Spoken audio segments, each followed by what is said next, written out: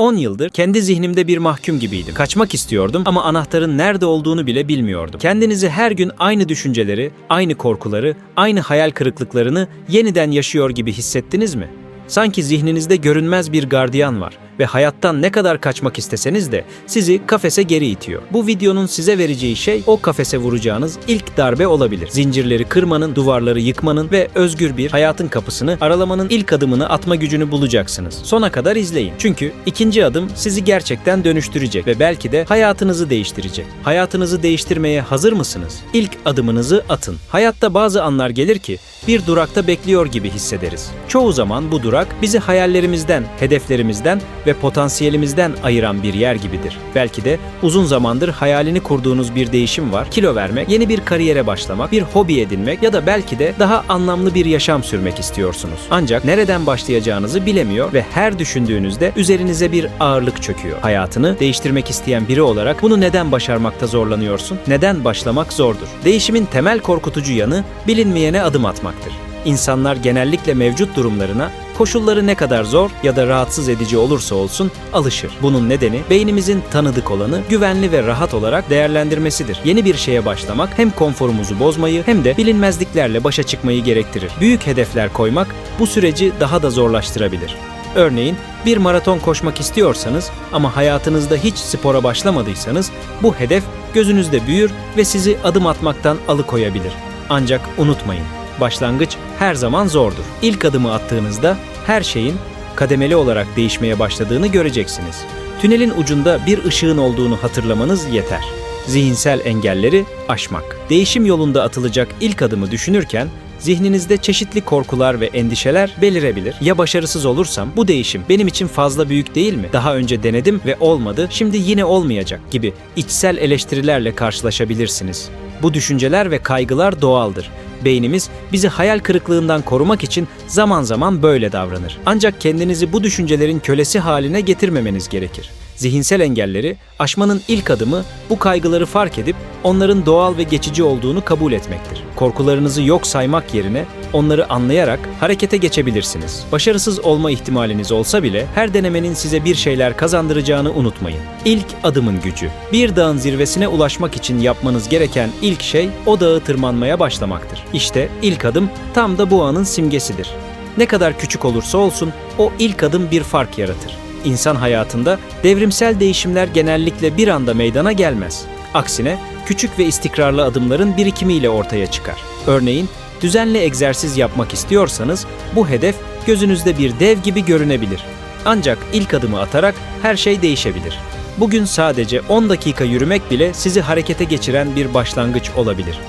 Küçük bir adım attığınızda zihniniz başarıyı tanır ve bir sonraki adımı atmanızı kolaylaştırır. Unutmamak gerekir ki bu yolculukta ilerlemek için mükemmel bir başlangıç yapmanız gerekmez. Başlamak sadece harekete geçmektir. Bütün enerjinizi bu ilk adıma yönlendirin ve sürecin kendiliğinden sizi ileri taşımasına izin verin. Küçük hedefler koyarak büyük değişimler yarat. Değişim sürecinde en sık yapılan hatalardan biri büyük ve ulaşılmaz hedefler belirlemektir. Hayal kurmak elbette ki güzeldir.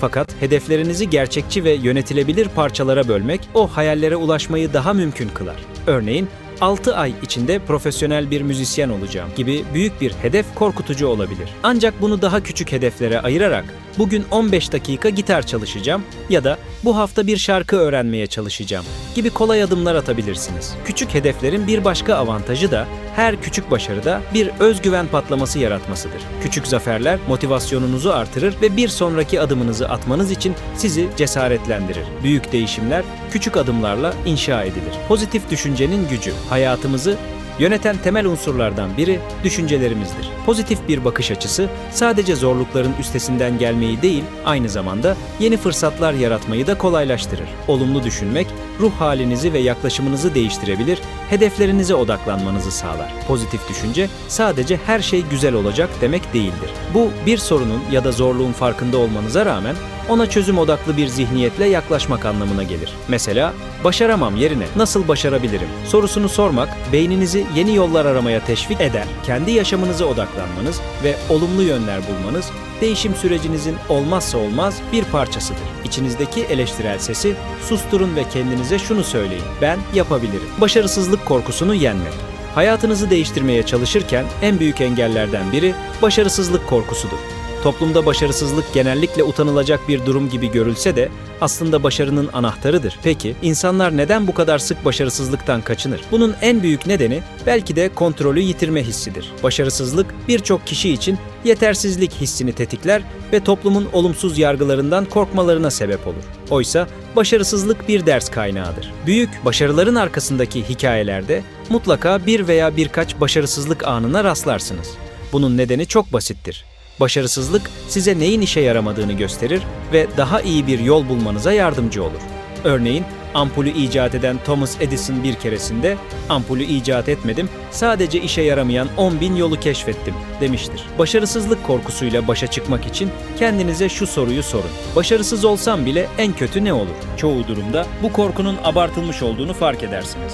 Ayrıca başarısız olmanın bir son olmadığını, aksine bir başlangıç olduğunu hatırlayın. Eylem önerisi. Bir hedef belirleyin ve harekete geçmeden önce sizi başarısızlıktan neyin alıkoyduğunu yazın. Ardından bu düşünceleri objektif şekilde analiz edin ve her korkunun karşısına bir çözüm yazın. Sabırlı olmak. Değişim hemen gerçekleşmez. Bunu unutmamak, hayal kırıklığı yaşamanın önüne geçebilir. Günümüz dünyasında her şeyin hızla sonuçlanmasını isteriz, başarıyı bir gecede elde etmek, hemen sonuç almak isteriz. Ancak gerçek hayattaki değişim sabır gerektirir. Tıpkı bir tohumu toprağa ekip, sulayıp güneş ışığı almasını bekledikten sonra büyümesini izlemek gibi. Değişim sürecinde kendinize zaman tanımak önemlidir. Örneğin yeni bir beceriyi öğrenirken başlangıçta zorlanabilirsiniz. Belki düzensiz bir çalışma programı yüzünden istediğiniz kadar hızlı ilerleyemiyorsunuzdur. Bu durumda sabırlı olup süreci bir bütün olarak görmek gerekir. Sabırlı olmak sadece sonuca odaklanmak yerine yolculuğun kendisinden de keyif almayı öğrenmek anlamına gelir. Küçük ilerlemeler kaydettiğinizde kendinizi takdir etmeyi unutmayın. Çünkü başarı bir dizi sabırlı çabanın sonucudur. Eylem önerisi. Değişim sürecinizdeki anlık başarıları kutlayın. Geçmişte başlangıçta zorlanıp başardığınız bir şeyi hatırlayın ve bunun size nasıl sabretmeyi öğrettiğini düşünün. Gelişim ve sürekli ilerleme. Değişim yolculuğunda insanlar genellikle engellerle karşılaşır. Bunlar motivasyon eksikliği, çevreden gelen olumsuz eleştiriler veya yeterli ilerleme kaydedemedikleri hissi olabilir. Ancak bu zorluklar aslında büyüme fırsatlarına dönüşebilir. Bir engelle karşılaştığınızda onu bir geri dönüş noktası olarak değil, bir kendini keşfetme aşaması olarak görün. Örneğin maraton koşmaya karar verdiğinizi düşünün. Antrenman sırasında diziniz sakatlandı ve ara vermek zorundasınız.